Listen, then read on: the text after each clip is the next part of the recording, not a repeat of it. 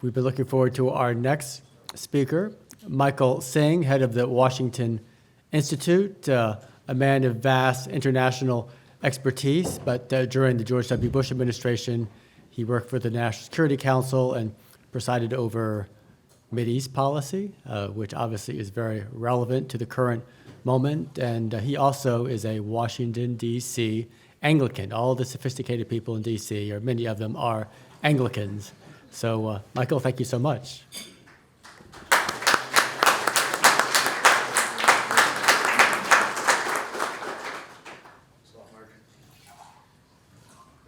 I suppose somebody give me a glass of water. Oh, yes, I'll get you one. Thank you, I appreciate it. Well, good morning, everybody. So it's exciting to be here with you this morning because this is a topic I don't ordinarily get to speak about. I give lots of talks. Most of them are about Iran nuclear policy or the Israeli-Palestinian conflict or something like that. But I want to talk to you guys today not about some foreign policy issue as seen through the lens of Christianity. Although in the Q&A we can talk about whatever you want. I started my career working on the Middle East, but I've worked on many foreign policy issues, and so I'm happy to answer questions about any of them. What I want to talk about is something that I actually spent a lot of time thinking about when I was probably the age of many people in this room, and that's what does it mean to be a Christian engaged in foreign policy, engaged in diplomacy in the world. And one of the reasons I'm speaking about this, and not just war theory or something like that, is that I don't really know that much about those things. I know more Judge Reinhold lines than Reinhold Niebuhr lines, so that's only funny to people of a certain age. I'm sorry. So I'm not gonna go into those things. I heard you guys got a talk yesterday about J.R.R. Tolkien and C.S. Lewis and war, and I think I should have shown up for that because that sounds great. But no, I'm going to talk about really my personal reflections on what it's like to be a Christian in the world of foreign policy. Because if you're like me and you're considering a career in national security, it's something you think about.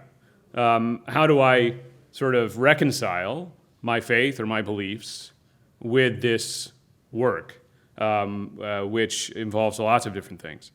So when I became a Christian when I was 18 years old, right towards the end of high school. And I had it in my head that sort of after I became a Christian that, the right thing to do, that what I want to do is become a shepherd, which may sound strange because I had this idea that, the noble thing to do was to do something very humble and modest and so forth. And so I thought, I'll go out and I'll sort of, tend the sheep like people did in the Bible and so forth. I was 18 years old, so you have to forgive me for this. I didn't want to get caught up in material pursuits, and I thought this was, a sort of a way to humble yourself. The problem was, I had no idea what shepherds actually did. It turns out it's very hard work, by the way. I never tried it. But it's not sitting under a tree and sort of thinking big thoughts about life. They do very hard work. And second, it wasn't really what I wanted to do. I was lying to myself, obviously, in a sort of 18-year-old idealistic way. What I really wanted to do, though, I realized was something that I could find intellectually stimulating, but also allowed me to feel as though I was serving a higher purpose in life. Something that wasn't a material pursuit, something that wasn't just about the accumulation of wealth or the pursuit of prestige or something like that, but something that served the world, essentially, because I thought, well, that's what we're called to do, really. And foreign policy, serving overseas as a U.S. diplomat, seemed like it fit that bill. And this is a time when, when I was, fast forward a couple of years, I was in college, and most of my classmates were applying for jobs in investment banks, management consulting, what we then called dot-coms. That would have been the smart route, I think, in retrospect. Those people are all billionaires now, I think. But that wasn't what I wanted to do. I wanted to serve a higher purpose, and I wanted to make a difference in the world. Especially, I wanted the chance to work for peace.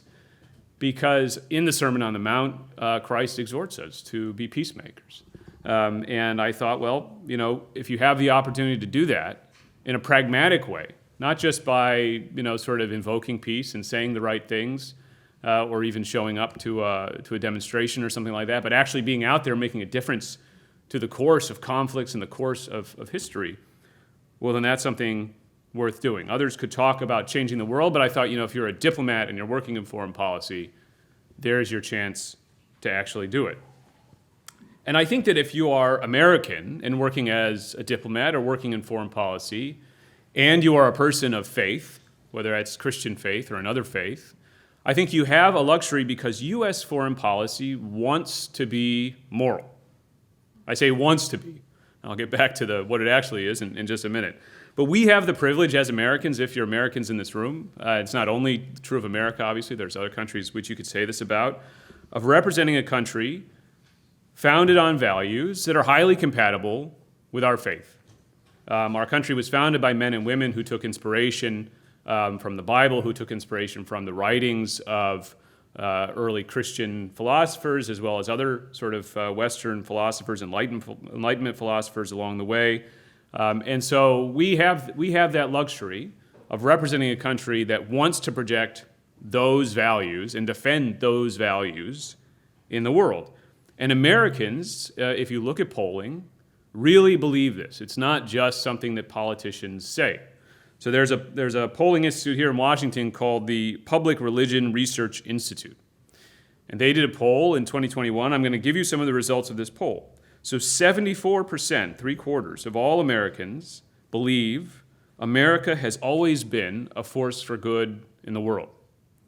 Now, whether that's true or not, I think some of you might quibble, you might point out this scenario or that scenario, but the point is Americans believe it about their country. 44% believe God has granted America a special role in world history. Again, you can agree or disagree with that, but the point is that half of Americans believe that. Now, that happens to be way down from just 10 years ago. 10 years ago, 64% of Americans believed that. And why that number has gone down by 20% is maybe a question that Mark or someone else should answer, because I'm not an expert in religiosity in America.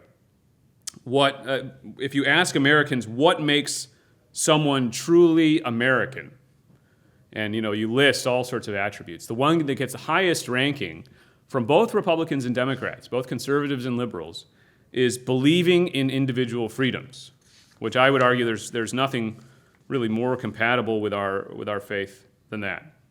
And 75% agree it is still possible for the U.S. to achieve the ideal of our national motto, E pluribus unum, from many, one. By the way, I don't know if any of you guys know what icebreakers are? The mints? So you know how there's a side where it says many and one?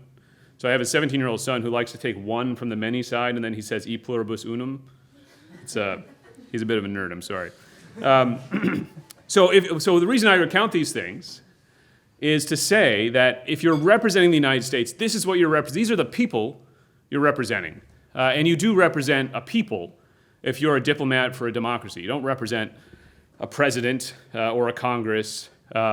You represent a country, you represent a nation, you represent a people. And these are the people you have the luxury of representing as an American diplomat, people who believe that their country is and should be a force for good in the world. And that's a luxury. And if you look at our strategy documents, if you start getting into this question of where does it impact national security, it's clear that in fact most of our presidents have believed this as well. So I'm going to read you an extended quote, and so bear with me, from President Obama's introduction to the 2010 National Security Strategy. And you guys, I think, heard from Paul Miller yesterday. You'll hear from Matt Koenig later today, guys who are involved in crafting these national security strategies. This is from President Obama's own letter that starts the national security strategy. So these are his words with his name attached to them.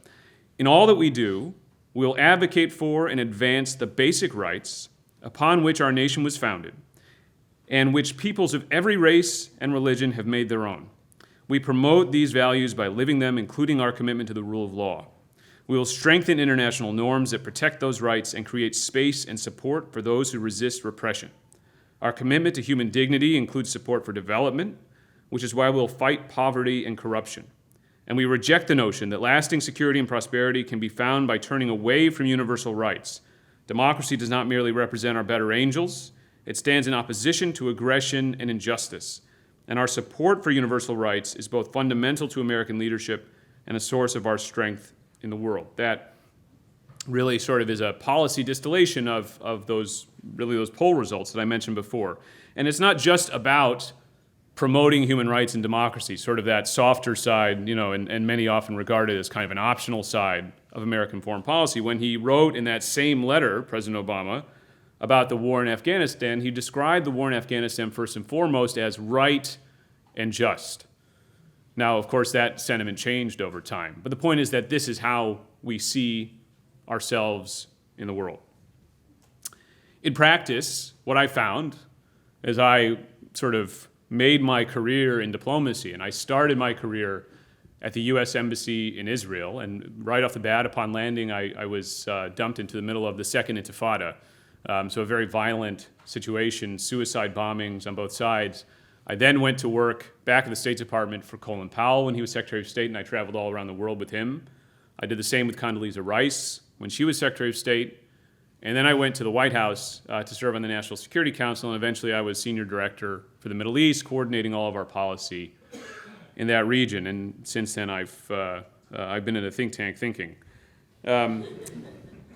So in practice, what I found through those jobs was that in practice, things get messy, right? In practice, finding that moral clarity and pursuing a sort of moral path as a country and as a person is difficult. We're told a little bit about this sort of dichotomy between government and faith in the New Testament. So most of you will be familiar, I think, at least in a cursory way, with Matthew 22. It's in Matthew 22, Jesus speaks this famous line, "Render unto Caesar what is Caesar's, and render unto God what is God's." It's a line from the Bible that most people who aren't Christians or don't go to church would recognize because it's sort of entered popular culture. So if you look at that story in the gospel, the folks who are questioning Jesus, the Pharisees, the Herodians, they're trying to trap him and entangle him. And anyone who has worked in foreign policy is very familiar with this dynamic, this sort of how could you believe X or how could you do X if you say you also believe Y. And this is essentially what they're trying to do. Then they say, should we pay this tax? And the idea being that if he says yes, he's acknowledging Rome's sovereignty and denying the sovereignty of God. And if he says no, then he's disobeying the law. He's a rebel, right? And Jesus speaks in so many words, he speaks his famous lines, and he frustrates this attempt to trap him. But I think that as people in government, what's interesting about this is that what this meant was that Jesus was not coming to overthrow the worldly government. He was not coming to overthrow the Roman Empire and take over. He wasn't representing a faith that was looking to take the reins of the state. He had a different kingdom in mind, not an earthly kingdom, but a heavenly kingdom in mind. And he was advising people to obey the secular authorities, to obey the authorities on earth. And this sort of establishes, in a sense, this idea that there's a separation between faith and government, back then, including now. And so if I asked you, are our national security institutions godly and moral? I think most of you would say, well, absolutely not, right? I mean, and if you need examples of that, all you have to do is look at my tweets and look at the replies to my tweets, and you'll see that people are very happy to supply examples of where the United States has gone astray. There's no shortage of those things. And frankly, I think if we are honest with ourselves in all modesty, yes, the United States has gone astray many, many times in our history. Should we expect our national security institutions to be moral? I would argue no, that not only have they not been, the idea that we should expect them to be is naive, because no human institution is going to be, put aside perfect, no human institution is going to be moral. The imperatives of the state are not the same as the imperatives that we learn about in the Bible that are given to us as individuals. The state is here to provide justice, order, security, liberty, the things that make it possible for us to thrive as believers, to thrive as individuals, regardless of what your religion is, regardless of what you believe. The state provides that foundation and that context for the individuals to then go and do that work. And so if I asked you, is it right to turn the other cheek? Some of you would say yes, some of you might say no, depends on what you believe. But if I asked you, would you want your military or your police department to adopt that as their policy, I think almost everyone would say no, that doesn't make sense. The police department, our national security institutions, are there to provide security. That's what we want from them. And so when we try to claim our institutions or policies are Christian or are, somehow moral in that sense, I find that more often than not, this is sort of a post hoc rationalization, that we're actually bending what we mean by Christian to suit our policies rather than the other way around. And it's an error, it's a sort of trap that we have to be very careful of as Christians, as believers. Nevertheless, where we see our policies and our institutions depart grossly from the values that we expect them to espouse and that Americans expect them to espouse, going back to those poll results, I do think that, if you're a person working in the government, if you're a diplomat, or if you're just a citizen who's outside the government, you actually have an obligation to call them out. But the beauty of our system in the United States, and again, I think we have a great luxury to live where we do and to be in the system that we are in, is that we can usually safely and effectively do that calling out from within the system. There's no contradiction between disagreeing with the state and trying to change the state's policies and then serving the state and serving in national security institutions, unlike in so many countries of the world. So I myself often found myself disagreeing with this or that policy that the US government was pursuing. But I always found, in my case, it's not the case for everyone, I always found in my case that I could effectively pursue those disagreements from within the system. And when I say effectively, I mean I actually had the ability to help change or at least kind of adjust a policy. And I would argue that's actually part of the duty of loyalty that we have to our jobs and to the state when we're working inside the government. And in fact, I think that if you are a Christian going into government, you are personally equipped in certain ways to deal with the type of work you would have to do, say, as a diplomat. One of the great frustrations about working in foreign policy is that nothing is ever finished. If you want to work on projects that you can see through from beginning to end, diplomacy is not the job for you. Because you'll fix something, you'll get a peace or a calm, you'll have a treaty signed, but then 5 years later, 10 years later, it's all undone. Maybe there's a coup, as Peter was talking about, or maybe the human tendency to violence and to other such things simply takes over. I think we as Christians understand that this idea that you can strive for perfection. In fact, you do strive for perfection, but you never actually achieve it. And it's the striving that is really the work that either as a diplomat or as a Christian you're doing. I think we as Christians or as frankly as believers in other faiths understand that evil is a constant in the world, that we're not going to eradicate it in our lifetimes, and that we have to accept that the world as it is, in a sense, and do our best to help those in it. And so we're striving, as I said, for perfection and full knowledge that we can't achieve it on this earth. So what have I learned along the way? I want to just briefly talk about this, and then I'll stop for Q&A. And in the Q&A, please feel free to ask me about anything, not just about these kind of collection of personal reflections. So what have I learned along the way in 25 years now of working in diplomacy? Well, to me, the thing which I have most clearly taken away is that, look, if you're a believer, again, if you're a Christian or of another faith, I think you probably believe that God can move mountains, that God works in the affairs of countries, of continents, and so forth. But when you are out there in the world, it strikes me that the most powerful work that God does is in small spaces, between people, and in the human heart. And this, in a sense, corresponds with what we see in the Gospels. Think about Jesus' interactions in the Gospels are almost always with individuals and with ordinary people. As far as I can recall, I think there's only maybe 2 instances, and you guys can correct me if I'm wrong, where I can think of Jesus interacting with authority figures. There's Pilate, of course, and then there's the Roman centurion. I can't think of any others. There may be more, you can tell me. But it's largely ordinary individuals and that Jesus is working with, whose lives he's transforming.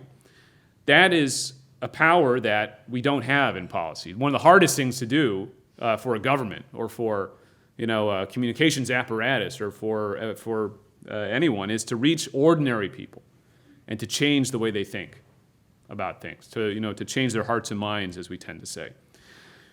As a U.S. official, I have often had a platform and a voice that many would envy.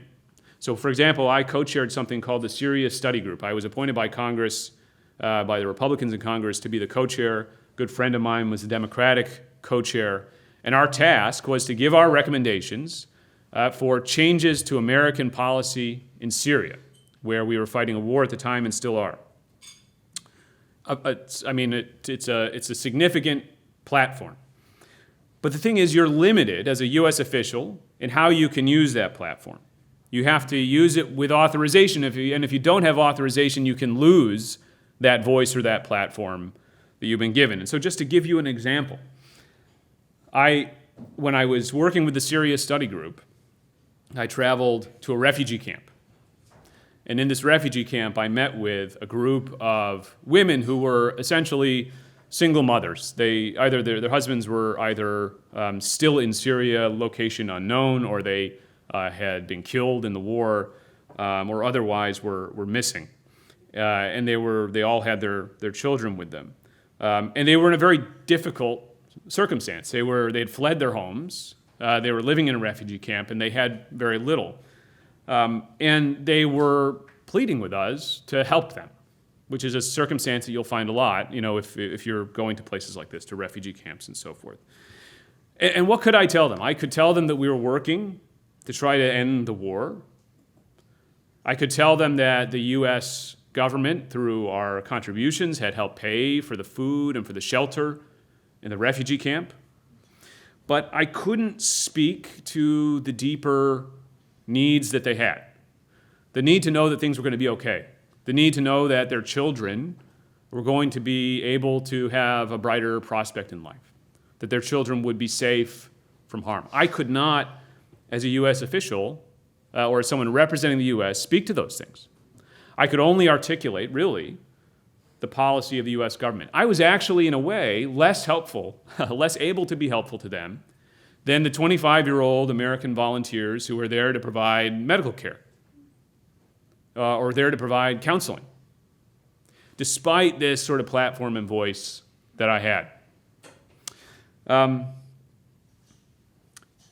You can't, as a U.S. official, I think, in your capacity as a U.S. official, despite having the tremendous power of the U.S. government behind you, as President Biden said the other day, the most powerful nation in the history of the world, you can't speak to the deeper needs in a person's heart.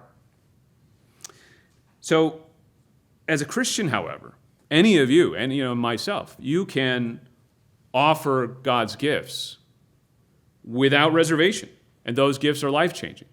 You don't need authorization, you have it. You don't need talking points.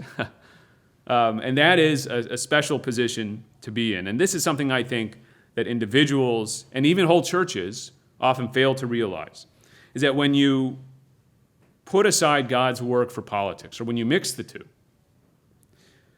in a way you are actually, as a church, let's say, diminishing your power and becoming smaller.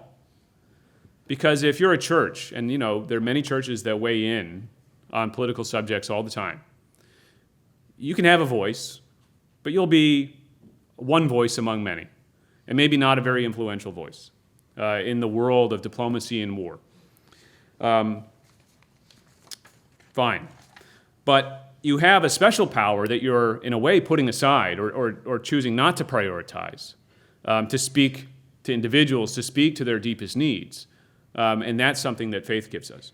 And that's something which actually ultimately is powerful in the world of foreign policy and diplomacy, because foreign policy ultimately is about the hearts of people. It's about the goodness or evil in people's hearts. It's about the courage or the cowardice in people's hearts. It's about the fear or the bravery that people have. And those are things that Those are the things that, in my view, that really shape history, that really shape world events. I'm going to stop there. Look forward to your questions.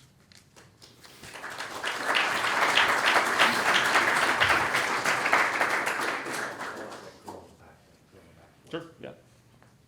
All right, and as I said, you don't have to ask questions about that. Ask questions about whatever foreign policy issue is on your mind, if you like, or careers. Not baseball, because I don't know. Hello, my name is Devin Burnett, and I'm from Liberty University. And my question is, were there often times when you're working for the government where your faith was tested? And Yes. how did you deal with that? Yes, so the question is, have there been times working for the government when my faith was tested? I think your faith is tested every day working for the government. I think your faith is probably tested every day in almost any job that you can pursue. But I think that, when I think about this question, I think the most obvious answer is, well, there was some policy I disagreed with. And that happens, for sure. And there are particular situations where your morals and the policy issues you have to grapple with are very difficult to reconcile, especially when you're dealing with issues of state violence or war, which are necessary instruments of foreign policy, but are difficult to reconcile with Christian morality. You can reconcile them, and other, I think, speakers have probably dwelt on that or will dwell on that. The idea that war and state violence can be just, but that's bounded by lots of caveats, and there's different approaches to just war. I actually found that for me, again, being completely transparent and hopefully more useful to you guys as you think about your careers, the real challenge working in government is the temptation of power. Because we are individually tempted by all sorts of things in the world. I think you guys know that. And in government, I think the chief temptation is power. To try to acquire it, to try to acquire that next title, the higher title, for its own sake, for a sort of self-glorification, right? And you have to remember why you're in the job. Because ultimately, those things are vain, I think. And that's true, again, in any career. Anytime you're looking for extrinsic affirmation, higher salary, year-end bonus, better title, more people working under you, you'll never be satisfied because, A, someone will always have more. You can have whatever sort of, petty power you have, but then there's the President of the United States, or there's, Elon Musk, who have more power, right? You can have whatever wealth you have. You can make, a couple $1 million a year as an investment banker, and there's someone, sitting a couple cubicles down who makes $5 million a year. So you'll never be good enough in your own eyes, and you'll always be dissatisfied by comparison, by these extrinsic things. And in government, you're not going to aspire to making lots of money. That's not possible, unless you really engage in some chicanery. What you aspire to is power and titles. And that's, I think, the hardest part about being someone who wants to be true to Christian faith while being in government, is making sure that you are motivated rightly, that you have an intrinsic motivation. You're doing it because it's worth doing it. You're doing it because you're looking to be of service to people, and not for those more sort of tawdry reasons, I would say. Thank you. Yes, young lady here. Thank you very much. My name is Elizabeth. I'm from Taylor University in Indiana. Have you ever been in a situation where you faced a moral dilemma or were asked to do something that was against your Christian conviction? It's a good question. So I think in terms of myself being asked to do something, no, not directly. I think in my case, because my jobs have had a lot more to do with formulating policy, I think it's more a question of policies I agreed with or disagreed with. And frankly, what I have found is that rarely have I, and really I can't think of any, rarely have I encountered a policy that the U.S. government has devised where I've said, no, I think that is wrong morally for us to do. There are, of course, many things that the U.S. government has to do which, again, don't fit with a sense of individual morality. So spying, for example, is one. Spying is inherently deception. But as a government, we must do it in order to secure the country. And that's where I say the imperatives of the state and the sort of requirements of individuals are different. And it's important to accept that if you go into government. I think that there are, though, times where we have pursued policies which I have found unwise. And of course, the wrong policies can bring with them all sorts of human costs. And I think that as Americans, as well as Christians, but as Americans first and foremost, I think that there should be a desire to achieve the best policy outcomes at the lowest sort of cost, including human cost. I think that's our responsibility, in a sense, as policymakers. And so I worked in government through the period, essentially from 9/11 to the beginning of the Obama administration. Those of you who were sort of paying attention to policy in that period know this was a time of tremendous war and violence, terrorism, and so forth. And I disagreed with some of those approaches we took. I didn't agree with the decision to go into Iraq, for example. And that's where I kind of get back to this question, well, what do you do in that circumstance? My approach always, and there's other people who have taken different approaches, had been to make my case to the extent I could, and sometimes you're very junior and you don't really have much of a position to make a case. So in 2003, when we were going into Iraq, I was working in a place called the State Department Operations Center, which was great fun, but it is essentially a junior position. And nobody was asking my opinion about what our policy should be in the Middle East. But then as I sort of rose up through the ranks, I became responsible for policy in the Middle East, actually with the exception of Iraq, which was a separate group of people because of the war. And I was then in a position to try to make the policy better. And in a sense, I think there's a comparison or an analogy with how we have to deal with the world as Christians, right? My view has always been, whatever you may think should be done in the world, you start with the world as you find it. And you start with policy as you find it. If you learn about foreign policy or international relations in school and you go through exercises and they say, come up with a policy towards this or that, towards the Israeli-Palestinian conflict, towards Iran, towards China, you're starting with a blank sheet of paper. But in government, you never are. You're starting with whatever the previous folks decided, and you inherit it, and you have to think, okay, how do I adjust this? And usually incrementally to make it better or more successful. Only on very rare occasions do you have a chance to really break it and start again. And so that was my approach. And I think that you can be successful in that approach, and I think that you can accept that while you don't necessarily embrace or endorse everything that the government is doing, that you're in a sort of privileged position to make it better, to have an impact. You could leave in protest, and sometimes that's necessary. I've never found myself in that position, but others have. You could leave in protest, but your departure, your leaving, that's your chance to make an impact. And after that, your chance to make an impact has disappeared. And so that's why it's such a tough decision to make. There's a question right back there. Yep.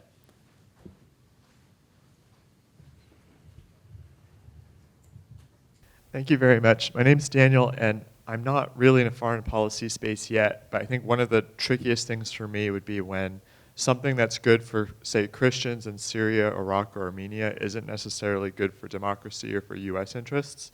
And just as someone working in that space, how do you kind of balance your priorities and your personal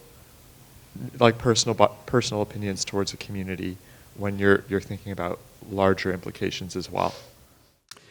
Well, look, I think that you have to be very clear with yourself if you go into government. Your priority is U.S. interests and nothing else, not the interests of any other group, including groups that you're a member of. And that's one of the hard parts about going into government, because you have, of course, your own personal beliefs and your own personal affiliations and sympathies that have to be laid aside for the benefit of the national interest. Now, of course, the national interest is contested. What's in the national interest? And so you can go in and you can make your case that something is in the national interest. But what's important, I think, is two things. Number one, to do it honestly. I think you have to really have the national interest in mind and not some other agenda. I think that will ultimately be disastrous for American government, American policy, if everyone is pursuing their own personal agendas. Because if you have permission to do it, then so does everybody else, right? Number two, you have to, having made your argument, then salute and go along with the policy, whatever it may be. And again, if you're not comfortable doing that, it brings me back to the previous question, you have to leave, right? But again, I think the benefit you have over the long run, as frustrating as it may be in individual cases, is that if you're working for the US government, by and large, you're working for a government that believes in, for example, religious liberty, that believes in the spread of democracy and universal rights. And these are highly compatible with protecting Christians or Jews or Muslims around the world. These are views which are highly compatible with human flourishing. And so hopefully you don't find yourself too often in this particular dilemma. If you find yourself in that dilemma and you really can't tolerate the sort of clash of your professional and personal imperatives, then you have to leave.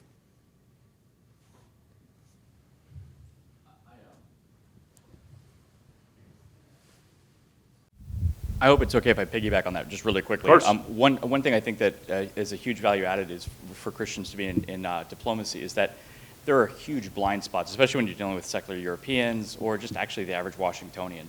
And so just bringing in the faith perspective, I mean, especially because I think a lot of times people act as if everybody just is acting on economic motives. And so when you can be like, well, actually, faith is a real motivator in this place in Africa or for Muslims or something like that, it's just a huge blind spot. And you actually take these things seriously. My question for you, though, is with the dissent channel, how effective have you seen that be? Because my one time using it was not particularly splendid. Over. Well, so let me address the first point first, because I think you're exactly spot on, right? So I think Mark mentioned, he outed me as an Anglican, which is true. The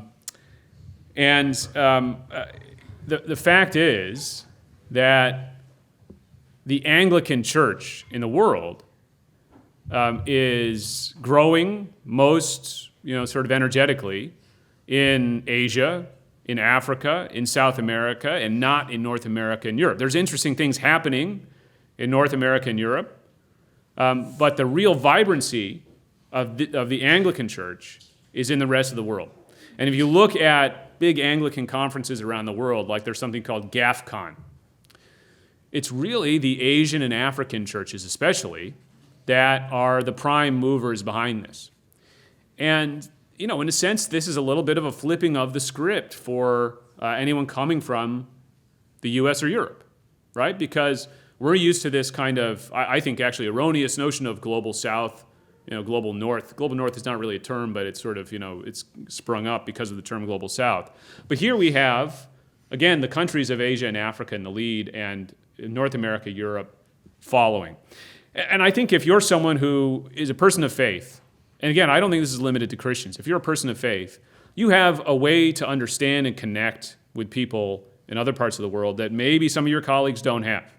And actually, if you read what people like Madeleine Albright have written, she stresses the importance of this, the importance of understanding the role that faith plays in the lives of people around the world, because ultimately it's going to impact our relations with them, their foreign policies, their strategies, and so forth. And of course, there's any number of examples of this, right? So look, if you don't understand religion and faith, whether you practice or not, then you don't understand the motivations of a lot of people in the world.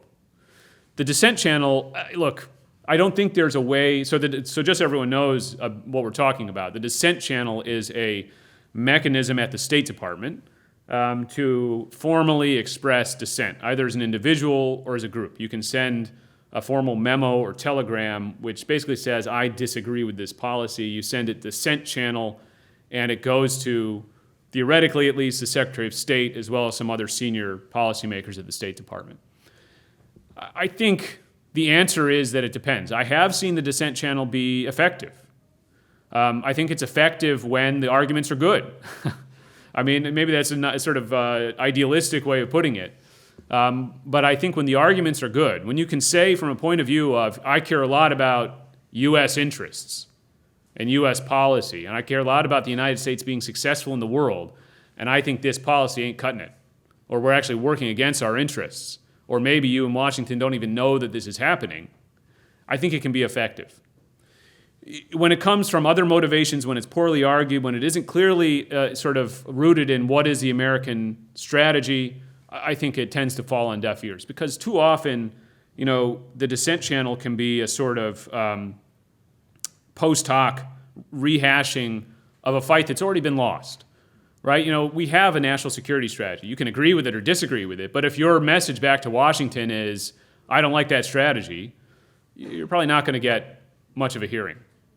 If your message back to Washington is, hey, you have this strategy, and here this policy is actually cutting against it, well, you're likely to get a much better hearing. And so, again, this kind of goes back to some of the other answers. If you're working in government, when the policy debate is over, for the most part, you have to salute and you have to carry out the policy.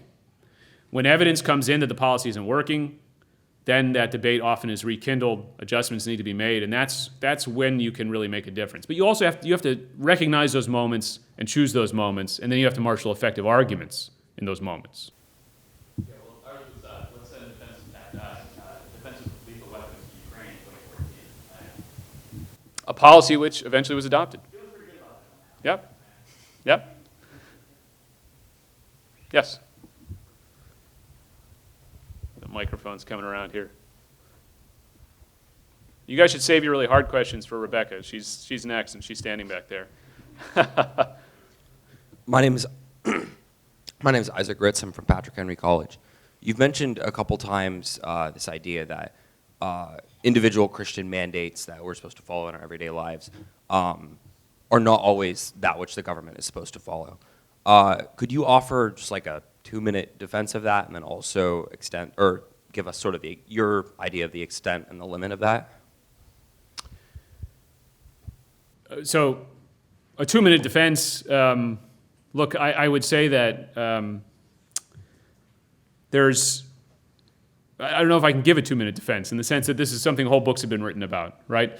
I think when you look at the mandates that were given in, say, the New Testament, these are individual mandates. And again, when you look at Jesus' interactions with authority figures, there's a different sort of conversation. It's clear that authority comes from God. He says this to Pilate.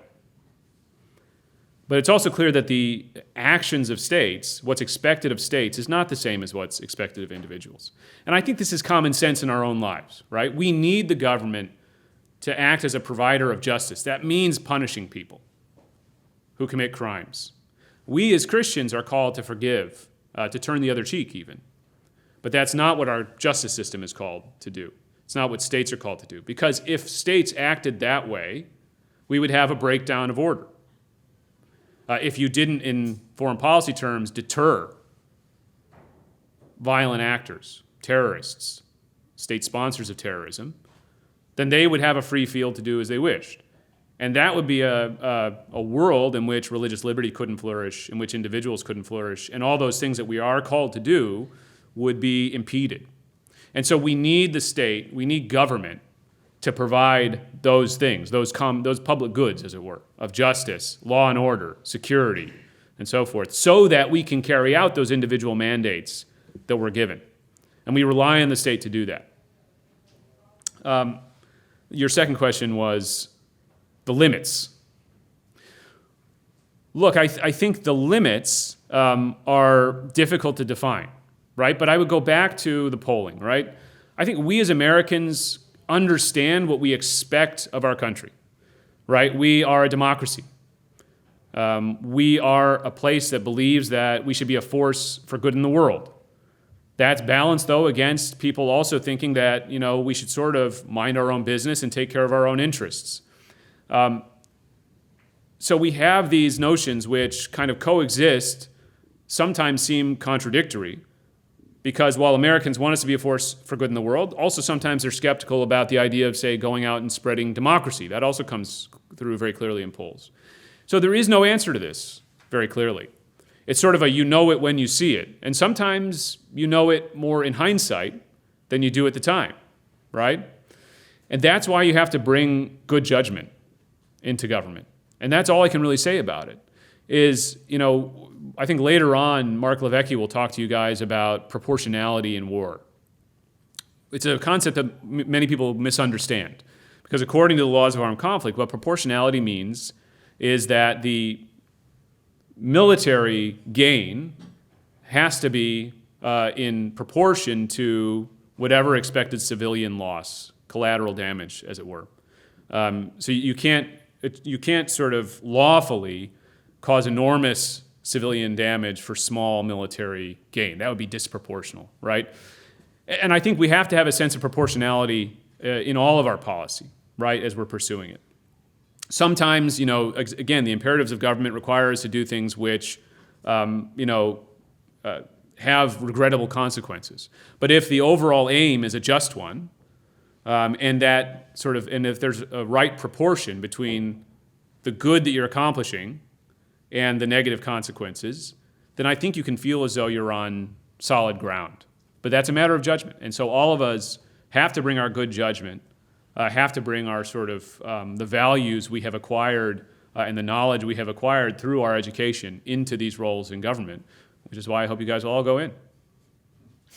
Thank you, Michael. Thanks.